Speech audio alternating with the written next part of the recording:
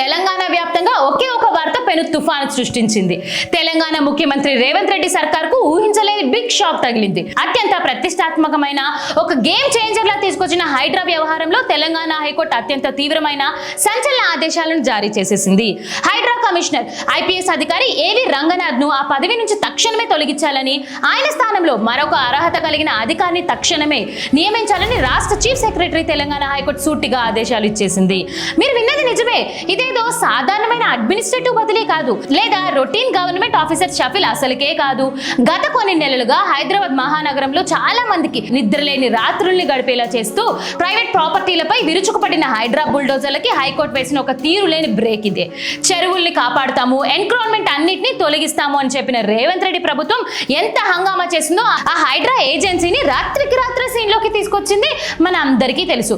మాకు ఎవరైనా ఒకటే, ఎంత పెద్ద నాయకుడైనా సరే కరకట్టాల మీద చెరువుల మధ్య ఉన్న నిర్మాణాలని కూల్చేస్తాము అని ప్రభుత్వం చాలా సౌండ్ చేసింది. కానీ ఈ రోజు అదే హైడ్రా అధిపతి పదవి నుంచి తక్షణమే తీసేయాలని దేశంలో అత్యున్నత రాష్ట్ర న్యాయ సంస్థ ఆదేశించడం అంటే ఇది రేవంత్ రెడ్డి మార్క్ గవర్నెన్స్ కి, ఆయన డ్రీమ్ ప్రాజెక్ట్ కు పడిన అతి పెద్ద లీగల్ అండ్ పొలిటికల్ షాక్.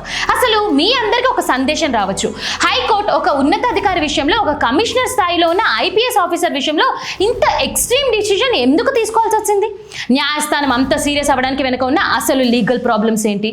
ఎందుకంటే ఒక ఉన్నతాధికారిపై ఒక్కటి కాదు, రెండు కాదు, ఏకంగా 63 కంటెంప్ట్ పిటిషన్లు పెండింగ్ లో ఉండటం ఏంటి అని హైకోర్టు విస్తుపోయింది. ఒక ఆఫీసర్ పై 63 కోర్టు ఉల్లంఘన కేసులు రావడం అనేది లీగల్ హిస్టరీలోనే ఒక రికార్డ్ అంట.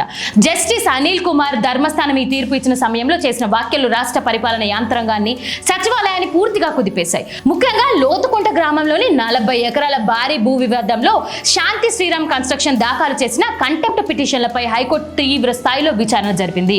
ఆ విచారణ సమయంలో హైడ్రా వ్యవహరించిన తీరుపై, ఆ ఏజెన్సీ కమాండింగ్ ఆఫీసర్ ప్రవర్తనపై న్యాయస్థానం కంటిన్యూస్ గా మండిపడుతూనే వచ్చింది. కోర్టు ఇచ్చిన ఆర్డర్స్ ని కంప్లీట్ గా పక్కన పడేసి ఉల్లంఘించడమే కాకుండా కమిషనర్ కోర్టుకు సమర్పించిన అఫిడియేట్ లో సరైన ప్రాపర్ అపాలజీ అంటే కనీస క్షమాపణ కూడా లేకపోవడాన్ని హైకోర్టు తీవ్రంగా తప్పు పట్టేసింది. న్యాయస్థానం ఆ బెంచ్ నుంచి ఎంత ఘాటుగా వ్యాఖ్యానించిందో తెలుసా? హైడ్రా కమిషనర్ చట్టాన్ని తన సొంత చేతిలోకి తీసుకుంటున్నారు, ఈ రాజ్యాంగానికి అతీతమైన ఒక సూపర్ పవర్ శక్తిలా ప్రవర్తిస్తూ న్యాయ వ్యవస్థ ఆదేశాలను సైతం ఏ మాత్రం లెక్క చేయడం లేదు అని స్పష్టం చేసింది. అంతేకాకుండా చివరికి మిలిటరీ సరిహద్దుల్లో వెళ్లే స్థాయి ఘోరాలను, సంఘటనలను ఇక్కడ చూస్తున్నాం అన్నమాట. చట్టాన్ని వీరు ప్రవర్తించే ఈ తరహా వైఖరిని ఎంత మాత్రం సహించేది లేదని తేల్చి చెప్పేసింది. అసలు ఈ హైడ్రా వల్ల గ్రేటర్ హైదరాబాద్ పరిధిలో గత కొన్ని నెలలుగా ఏం జరిగింది? చెరువుల పునరుద్ధరణ అనే ఒక మంచి కాన్సెప్ట్ స్టార్ట్ చేసిన ఈ ఏజెన్సీ క్రమక్రమంగా సామాన్య ప్రజలలో చిన్న చిన్న ఇల్లు నిర్మించుకున్న మిడిల్ క్లాస్ పీపుల్ ఏ స్థాయిలో భయాందోళనకు గురి చేసిందో మనం చూసాం. పొద్దున్నే బుల్డోజర్లు రావడం, ప్రాపర్ నోటీసులు లేకుండానే కూల్చివేతలు జరపడం, కోర్టు స్టే ఆర్డర్లు ఉన్నా సరే లెక్క చేయకుండా అధికారాలు ముందుకెళ్లడం, ఇవన్నీ తీవ్రమైన వివాదాలకి దారితీస్తాయి. అధికారులు చట్టానికి బదులై పనిచేయాలి, కానీ తామే చట్టంగా మారిపోతే రాజ్యాంగానికి ఉన్న విలువేంటి, న్యాయస్థానాల ఆర్డర్లకు ఉన్న విలువేంటి? సరిగ్గా ఇదే పాయింట్ ను తెలంగాణ హైకోర్టు చాలా స్ట్రాంగ్ గా హైలైట్ చేసింది. ఒక అధికారిపై ఏకంగా 63 కంటెంప్ట్ పిటిషన్ రావడం అంటే అది కేవలం ఒక ఆఫీసర్ వైఫల్యం మాత్రమే కాదు, ఆ ఏజెన్సీకి అపరిమితమైన అధికారాలు ఇచ్చిన, కోర్టులోని కూడా కాదని ముందుకు వెళ్ళమని ప్రోత్సహించిన ప్రభుత్వ వైఫల్యం అని లీగల్ ఎక్స్పర్ట్స్ అభిప్రాయపడుతున్నారు. రేవంత్ రెడ్డి ప్రభుత్వం హైడ్రాను ఒక ఫ్లాగ్షిప్ బ్రాండ్ లా ప్రమోట్ చేస్తుంది. మేము హైదరాబాద్ ఎదగడానికి, ఆక్రమణలు లేని సిటీని మార్చడానికి ఈ నిర్ణయం తీసుకున్నాము అని గొప్పగా చెప్పుకుంటుంది. కానీ ప్రాసెస్ సరిగ్గా లేకపోవడము, రూల్ ఆఫ్ లా ని ఫాలో కాకపోవడము, రూల్స్ ని వైలేట్ చేసి కూల్చివేతలు జరపడం వల్ల ఇవాళ ఇది రేవంత్ రెడ్డి మార్క్ పాలనకి ఒక పెద్ద మచ్చలా తయారైంది. ఇప్పుడు తీర్పు ద్వారా హైకోర్టు చీఫ్ సెక్రటరీ ఇచ్చిన ఆదేశాలు అత్యంత స్పష్టంగా ఉన్నాయి. తక్షణమే ఏవి రంగనాథ్ హైడ్రా కమిషనర్ బాధ్యతల నుంచి తప్పించాలి. ఆయన స్థానంలో చట్టాన్ని, కోర్టుని ఆదేశించేలా గౌరవించే వేరొక అర్హత కలిగిన అధికారికి ఆ బాధ్యతలు అప్పగించాలి. ఇది కేవలం ఒక ఆఫీసర్ ని మార్చడం అని చెప్పడం కాదు, చట్టాన్ని ఉల్లంఘించే ఏ అధికారికైనా సరే న్యాయస్థానం ముందు తలవంచక తప్పదు అని పవర్ఫుల్ మెసేజ్ ఇవ్వడం కూడా. ఈ తీర్పుతో ఇప్పుడు సచివాలయంలో, పొలిటికల్ వర్గాలలో తీవ్రమైన చర్చ నడుస్తుంది. ప్రభుత్వం ఇప్పుడు ఏం చేయబోతుంది? హైకోర్టు ఆదేశాల ప్రకారం కమిషనర్ వెంటనే తీసేస్తుందా, లేక సుప్రీంకోర్టుకు వెళ్లి అపీల్ చేస్తుందా? అసలు 40 ఎకరాల లోతుకుంట భూ వివాదంలో ఏం జరిగింది? ఈ 63 కంటెంప్ట్ పిటిషన్లలో ఏముంది? ఇవన్నీ ఇప్పుడు క్లియర్ గా మాట్లాడుకుందాం. తెలంగాణ హైకోర్టు నుంచి హైడ్రా కమిషనర్ ఏవి రంగనాథ్ ను తక్షణమే ఆ పదవి నుంచి తొలగించాలంటూ సంచలన తీర్పు వెలువడగానే తెలంగాణ రాజకీయం ఒక్కసారిగా బద్దలైపోయింది. రాష్ట్రంలో పొలిటికల్ హిట్ ఒక్కసారిగా పీక్స్ కి చేరుకుంది. ప్రధాన ప్రతిపక్ష భారత రాష్ట్ర సమితి అంటే బీఆర్ఎస్ ముఖ్యమంత్రి రేవంత్ రేవంత్ రెడ్డి సర్కార్ పై కంప్లీట్ గా పొలిటికల్ వార్ ప్రకటించింది.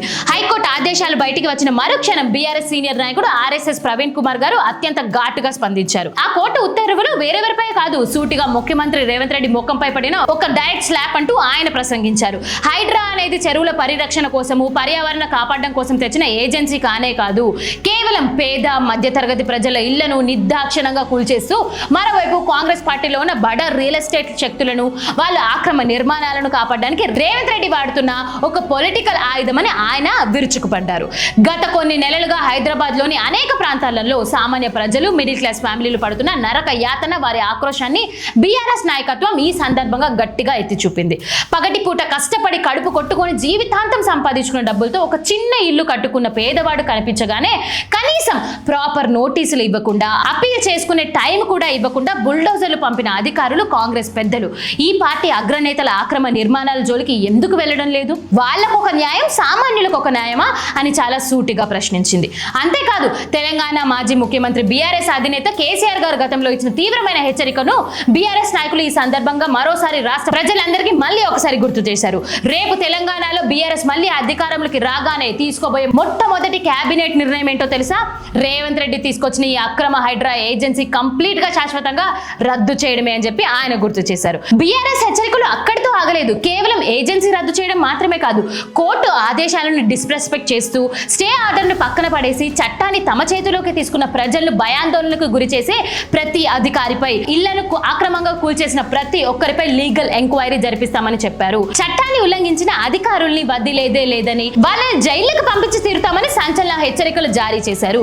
బీఆర్ఎస్ ఇచ్చిన ఈ వార్నింగ్ పై ఇప్పుడు తెలంగాణ సచివాలయంలో, పోలీస్ అడ్మినిస్ట్రేషన్ లో ఉన్నతాధికారుల గుండెలో రైళ్లు పరిగెత్తుతున్నాయి. ముఖ్యమంత్రి గారు చెప్పారు కదా, పైనుంచి ప్రెషర్ ఉంది కదా అని చెప్పి చట్టాన్ని మీరి ప్రవర్తిస్తే రేపు కోర్టుల ముందు నిలబడాల్సి వస్తుంది. రేపటి రోజు కొత్త ప్రభుత్వం వస్తే తీవ్రమైన మూల్యం చెల్లించుకోవాల్సి వస్తుందని ఇప్పుడు ఐఏఎస్, ఐపీఎస్ అధికారుల్లో చాలా స్పష్టంగా అర్థమైంది. ఒకవైపు హైకోర్టు ఇచ్చిన ఘాటైన లీగల్ షాక్, ఇంకొక వైపు ప్రతిపక్షాల నుంచి వస్తున్న పొలిటికల్ అటాక్. ఈ రెండింటి మధ్య రేవంత్ రెడ్డి ప్రభుత్వం తీవ్రమైన డిఫెన్స్ లో పడిపోయింది. హైడ్రా పేరుతో సాధించుకున్న పొలిటికల్ మైలేజ్ కాస్త ఇప్పుడు ప్రభుత్వానికి ఒక పెద్ద బూమరింగ్ గా మారి మెడకు చుట్టుకుంది. అసలు హైడ్రా కమిషనర్ ఏవి రంగనాథ్ చుట్టూ ఇంత పెద్ద లీగల్ కంటెంప్ట్స్ ఎందుకు చుట్టుముట్టాయి? 63 కంటెంప్ట్ పిటిషన్లు ఉన్న అసలు కదేమిటి? ప్రభుత్వం తన నెక్స్ట్ మూవ్ సుప్రీంకోర్టు వైపు వెళ్తుందా, లేక హైకోర్టు తీర్మానంకి తలవగ్గుతుందా? ఈ ఆసక్తికరమైన వివరాల్ని మనం స్పెషల్ రిపోర్ట్ లో ఇప్పుడు మనం చూడబోతున్నాం. హైడ్రా కమిషనర్ పై హైకోర్టు ఇచ్చిన సంచలన తీర్పు, దానికి ప్రతిపక్ష బీఆర్ఎస్ ఇచ్చిన తీవ్రమైన కౌంటర్ అటాక్ గురించి విశ్లేషించుకున్నాం. ఇప్పుడు మనం మాట్లాడుకోబోయేది క్రూషియల్ అండ్ డీప్ అనాలిసిస్ మనం చూడబోతున్నాము. అసలు రేవంత్ రెడ్డి ప్రభుత్వం ఎంత ఆశగా ఈ హైడ్రాను తీసుకొచ్చింది? అసలు ఈ కథ ఎలా మొదలైంది? ఎక్కడికి దారి తప్పి లీగల్ అండ్ పొలిటికల్ క్రైసిస్ గా మారింది? ఈ ఇన్ డెప్త్ డీటెయిల్స్ ఇప్పుడు చాలా క్లియర్ గా అనాలిసిస్ చేద్దాం. అసలు కథలోకి వెళ్తే హైదరాబాద్ మహానగరంలో ఏటా వర్షాకాలం రాగానే వీధుల్లో చెరువులుగా మారిపోతాయి. ఖాళీలు నీటి మునగడం మనం అందరం చూస్తూనే ఉన్నాం. చెరువులు, నాలాలు, ఎఫ్టీఎల్ బఫర్ జోన్లు, విడిగా జరిగిన ఆక్రమ కట్టడాలని దీనికి ప్రధాన కారణము. ఈ నగరానికి పట్టిన ఆక్రమాల గ్రహణాన్ని వదిలిస్తాము, హైదరాబాద్ వరదల్లేని గ్లోబల్ సిటీగా మారుస్తాము అని ఒక బిగ్ విజన్ తో ముఖ్యమంత్రి రేవంత్ రెడ్డి గారి ప్రభుత్వం ఈ హైడ్రా అంటే Hyderabad disaster response and assist protection ఏజెన్సీని అత్యంత ప్రతిష్టాత్మకంగా ప్రారంభించేసింది. స్టార్టింగ్ లో ఈ ఏజెన్సీ చేసిన హడావిడి, చూపించిన యాక్షన్ చూసి సాధారణ ప్రజలు కూడా బాగా ఆశించారు. బడా రాజకీయ నాయకులు, ప్రముఖ సెలబ్రిటీలు, బడా బిల్డర్లకు చెందిన ఆక్రమ నిర్మాణాలను, కరాకట్టలపై ఉన్న ఫామ్ హౌస్లను కూల్ చేస్తున్నట్టు కలరింగ్ ఇవ్వడంతో అబ్బా ప్రభుత్వం భలే పని చేస్తుంది, ఎంతటి వారినైనా సరే చట్టం ముందు సమానమే అని నిరూపిస్తుంది అని ప్రజలు జేజేలు కొట్టారు. ప్రారంభంలో వచ్చిన ఈ పాజిటివ్ బస్ చూసి ప్రభుత్వం కూడా పొంగిపోయింది అనుకుంటా. కానీ రోజులు గడిచిన కొద్దీ హైడ్రా అసలు రంగు, దాని పనితీరులో లోపాలు ఒక్కొక్కటిగా బయటపడడం స్టార్ట్ అయిపోయాయి. అసలు ఎక్కడ దారి తప్పిందో తెలుసా? మున్సిపల్ చట్టాలు, రెవెన్యూ చట్టాలు, ఇరిగేషన్ భాగాల పద్ధతిగా చేయాల్సిన పని కంప్లీట్ గా పక్కన పెట్టేశారు. ఈ రాజ్యాంగబద్ధమైన డిపార్ట్మెంట్లను బైపాస్ చేస్తూ హైడ్రా ఒక సూపర్ అథారిటీలా ప్రవర్తించడం మొదలు పెట్టేసింది. అసలు మన సిస్టమ్ లో జీహెచ్ఎంసీ ఉంది, రెవెన్యూ అధికారులు ఉన్నారు, ఇరిగేషన్ ఇంజనీరింగ్ లో ఉన్నారు, వాళ్ళందరికీ చట్టబద్ధమైన పవర్స్ ఉన్నాయి. సరే, వాళ్ళందరినీ దంతాలు లేని విభాగాలుగా మార్చేసి తామే సుప్రీం పవర్ పవర్లుగా వ్యవహరిస్తున్నారు అని స్వయంగా తెలంగాణ హైకోర్టు నిలదీస్తుంటే పరిస్థితి ఏ స్థాయిలో దిగజారిందో మనం అందరము అర్థం చేసుకోవాల్సిందే. న్యాయపరమైన ప్రక్రియ, చట్టపరమైన నోటీసులు కంప్లీట్ గా గాలికి వదిలేసి హైడ్రా ప్రవర్తించిన తీరుపై కోర్టు పదే పదే తీవ్ర ఆగ్రహం వ్యక్తం చేస్తూ వచ్చింది. అంబర్పేటలో బతుకమ్మ కుంట కేసు నుంచి మొదలుకున్న లోతుకుంట 40 ఎకరాల భూ వివాదం వరకు హైడ్రా వ్యవహరించిన తీరు రాజ్యాంగ సూత్రాలను పూర్తిగా విరుద్ధంగా మారుస్తుంది. అసలు బాధితులు కోర్టులకు ఎందుకు ఆశ్రయించారు? హైడ్రా అధికారులు వచ్చి మీ అక్రమ నిర్మాణం కూల్చేస్తున్నామని బెదిరించినప్పుడు ప్రాపర్ సర్వే జరగలేదని, తమ దగ్గర అన్ని పత్రాలు ఉన్నాయని పౌరుల కోర్టులోకి వెళ్లి స్టే ఉత్తర్వులు తెచ్చుకున్నారు. కానీ ఇక్కడే ఒక విచిత్రమైన ఘోరమైన అడ్మినిస్ట్రేటివ్ హైడ్రామా జరిగింది. బాధితులు గౌరవ హైకోర్టు నుంచి స్టే తెచ్చుకొని చూపించినా సరే హైడ్రా సిబ్బంది దాన్ని ఏ మాత్రం లెక్క చేయలేదు. కావాలని ప్రభుత్వ ఆఫీసులకు సెలవు దినాలు ఉండే శనివారాలు, ఆదివారాలు లేదా వీకెండ్ లో వచ్చి ప్రైవేట్ ప్రాపర్టీల ఆక్రమ ప్రవేశించి బుల్డోజర్లతో కూల్చివేతలు చేపట్టడం పరిపాటిగా మార్చుకున్నాయి. మాకు మీ కోర్టు స్టేలతో పని లేదు, పైనుంచి మాకు ఆర్డర్లు ఉన్నాయని అధికారులు తెగబడ్డారని వాళ్లే పక్క ఆధారాలతో సహా కోర్టు ముందుంచారు. ఒక రకంగా చెప్పాలంటే కోర్టు ఆర్డర్లను అధికారులు కంప్లీట్ గా పక్కకు పెట్టారని చూస్తున్నారన్నమాట. దీనిపై జస్టిస్ అనిల్ కుమార్ ధర్మస్థానం తీవ్ర స్థాయిలో మండిపడింది. రూల్ ఆఫ్ లా అనేది మన దేశంలో, మన రాష్ట్రంలో ఉందా లేదా? ఏ అధికారి కూడా ఈ చట్టానికి అతీతుడు కాదు. రాజ్యాంగబద్ధమైన పౌర హక్కులను కాలరాస్తూ కోర్టు ఉత్తర్వులను అస్సలు పట్టించుకోకుండా ప్రవర్తిస్తే మేము చూస్తూ ఊరుకోము అని జడ్జి గారు చాలా ఘాటుగా హెచ్చరించారు. అసలు ఒక అధికారి తన సర్వీస్ లో లేదా తన పదవిలో ఉంటూ 63 కంటెంప్ట్ కేసులను ఎదుర్కొన్నాడంటే అది ఎంత ప్రమాదకరమైన ధోరణో ఆలోచించండి. న్యాయస్థానాలను లెక్క చేయని అలాంటి అధికారి ఆ పదవిలో ఒక్క నిమిషం కూడా కొనసాగడం ఏ మాత్రం సమన్యాయం కాదని హైకోర్టు చాలా ఖచ్చితంగా చారిత్రాత్మకంగా తీర్పిచ్చేసింది. ఇక్కడ మనం లోతుగా ఆలోచించాల్సిన మరో ముఖ్యమైన పాయింట్ ఉంది. ఇల్లు కట్టుకోవడానికి లేఅవుట్ పర్మిషన్లు ఇచ్చి పన్నులు వసూలు చేసిన జీహెచ్ఎంసీ, రెవెన్యూ అధికారులపై చర్యలేవి? 10 ఏళ్ల ఆక్రమ నిర్మాణాలు జరుగుతుంటే చూస్తూ ఊరుకున్న అధికారుల్ని వదిలేసి బ్యాంకు రుణాలను తీసుకున్న, కష్టపడి ఇల్లు కట్టుకున్న సామాన్య ప్రాపర్టీలను రాత్రికి రాత్రే కూల్చేస్తే ఆ కుటుంబాల పరిస్థితి ఏంటి? వాళ్ళు అనుభవించిన మానసిక వేదనకు బాధ్యులెవరు? హైడ్రా తెచ్చిన వినాశనకరమైన తీరు వల్ల నిజమైన ఆక్రమదారులు తప్పించుకుంటూ సామాన్య మధ్య తరగతి ప్రజలే బలైపోతున్నారనే భావన ప్రజల్లో బలంగా నాటుకుపోయింది. ప్రభుత్వం చట్టాన్ని గౌరవించి ప్రాపర్ ప్రొసీజర్ ఫాలో అవ్వకుండా ఆవేశంతో, స్వేచ్ఛాధికారాలతో ముందుకెళ్తూ ఎంతలో లీగల్ షాక్ ఎదుర్కోవాల్సి వస్తుందో ఈ హైడ్రా ఉద్దంతు కళ్లకు కట్టినట్టుగా చూపించింది. హైకోర్టు ఇచ్చిన ఈ ఆదేశాలను రేవంత్ రెడ్డి సర్కార్ ఇప్పుడు తీవ్రమైన డిఫెన్స్ లో పడేసింది. కమిషనర్ ఏవి రంగనాథ్ను తొలగించడం ద్వారా సమస్య తీరిపోతుందా, లేక హైడ్రా మనుగడ ప్రశ్నార్థకరంగా మారుతుందా? మనం తెలంగాణ రాజకీయాలను, హైదరాబాద్ మహానగరాన్ని తీవ్రంగా కుదిపేస్తున్న హైడ్రా వివాదాన్ని, హైకోర్టు ఇచ్చిన సంచలన ఆదేశాలను చాలా లోతుగా విశ్లేషించుకున్నాం. ఇప్పుడు మనం మాట్లాడబోయేది ఆ తీర్పు ద్వారా ముఖ్యమంత్రి రేవంత్ రెడ్డి పొలిటికల్ ఇమేజ్ కు జరిగిన డ్యామేజ్ ఏంటి, ప్రభుత్వం ముందున్న తక్షణ సవాళ్ళేంటి, రాబోయే రోజుల్లో ఎలాంటి రాజకీయ మలుపులు తిప్పబోతున్నాయి అనే మోస్ట్ క్రూషియల్ పాయింట్స్ స్పష్టంగా అనాలిసిస్ చేద్దాము. ఈ హైకోర్టు తీర్పు రేవంత్ రెడ్డి మార్క్ పాలనకు, ఆయన వ్యక్తిగత పొలిటికల్ ఇమేజ్ కి తగిలిన అతిపెద్ద కోలుకోలేని దెబ్బ అని చెప్పడంలో ఎలాంటి సందేహం లేదు. ముఖ్యమంత్రిగా బాధ్యతలు చేపట్టిన తర్వాత రేవంత్ రెడ్డి తన పాలనకు ప్రధానంగా మార్గదర్శనంగా ఒక పవర్ఫుల్ బ్రాండ్ ఇమేజ్ ని ప్రచారం చేసుకునే ఏకైక ఏజెన్సీ ఈ హైడ్రా. మేము చట్టాన్ని అమలు చేస్తున్నాము, ఎంతటి బడా నాయకుడినైనా సరే కూల్చేస్తాము అని ప్రభుత్వం చాలా సౌండ్ చేసింది. కానీ దేశంలో అత్యున్నత రాష్ట్ర న్యాయస్థానం ఇచ్చిన ఈ సంచలన తీర్పుతో ఆ ఏజెన్సీ పారదర్శకతపై, అసలు దానికున్న చట్టబద్ధాలపై ఒక పెద్ద క్వశ్చన్ మార్క్ పడిపోయింది. ఒక రకంగా చెప్పాలంటే రేవంత్ రెడ్డి సర్కార్ చేపట్టిన అత్యంత ప్రతిష్టాత్మకమైన project legal and moral failure గా నిలిచిపోయింది. ఇప్పుడు ఈ సంచలన తీర్పు తర్వాత రేవంత్ రెడ్డి ప్రభుత్వం ముందు తక్షణమే ఉన్న బాధ్యత ఏంటి? మొదటిది, హైకోర్టు ఆదేశాల ప్రకారం రాష్ట్ర చీఫ్ సెక్రటరీ తక్షణమే ఐఏఎస్ అధికారి ఏవి రంగనాథ్ హైడ్రా కమిషనర్ బాధ్యతల నుంచి తొలగించాల్సి ఉంది. కోర్టు ఆర్డర్ ఇచ్చిన తర్వాత ప్రభుత్వం ఏ మాత్రం ఆలస్యం చేసినా అది తీవ్రమైన కోర్టు ధిక్కరణ కిందికి వస్తుంది. రెండవది, ఆయన స్థానంలో మరొక అర్హత కలిగిన అధికారిని నియమించడము. కానీ ఇక్కడ ఒక బిగ్గెస్ట్ క్వశ్చన్ ఉంది. కొత్తగా వచ్చిన ఏ ఐఏఎస్ లేదా ఐపీఎస్ అధికారి అయినా సరే కోర్టు ఉత్తర్వులను, రూల్ ఆఫ్ లాని, లీగల్ ప్రాసెసింగ్ దాటి ఒక అడుగు కూడా ముందుకు వేయడానికి సహకరించలేరు. ముఖ్యమంత్రి చెప్పారు కదా అని ఆవేశంతో నిర్ణయాలు తీసుకుంటే రేపు రంగనాథ్ గారిలానే కోర్టు చుట్టూ తిరగాల్సి వస్తుందని, ఏకంగా కంటెంప్ట్ కేసులు ఎదుర్కోవాల్సి వస్తుందని అధికారులు భయపడే పరిస్థితి ఏర్పడింది కూడా. దీంతో ఇప్పుడు హైడ్రా బుల్డోజర్ వేగం పూర్తిగా మందగించడం ఖాయంగా కనిపిస్తుంది. ఇప్పటివరకు కోర్టులో ఉన్న వందలాది పిటిషన్లు కంప్లీట్ గా క్లియర్ అయ్యే వరకు, బాధితులకి చట్టబద్ధమైన నోటీసులు ఇచ్చే వరకు, వివరణ తీసుకునే వరకు ఇకపై ఎలాంటి కూల్చివేతలు చేపట్టే అవకాశం అస్సలు ఉండదు. ఈ మొత్తం పరిణామం ద్వారా తెలంగాణ హైకోర్టు రాజ్యాంగానికి, పౌర హక్కులకి అనుకూలంగా ఒక స్పష్టమైన పవర్ఫుల్ సందేశాన్ని ఇచ్చింది. పాలకులు మారవచ్చు, రాష్ట్రంలో పవర్ మార్పులు రావచ్చు, కానీ ప్రజాస్వామ్యంలో చట్టం ముందు రాజ్యాంగం ముందు అందరూ సమానులే.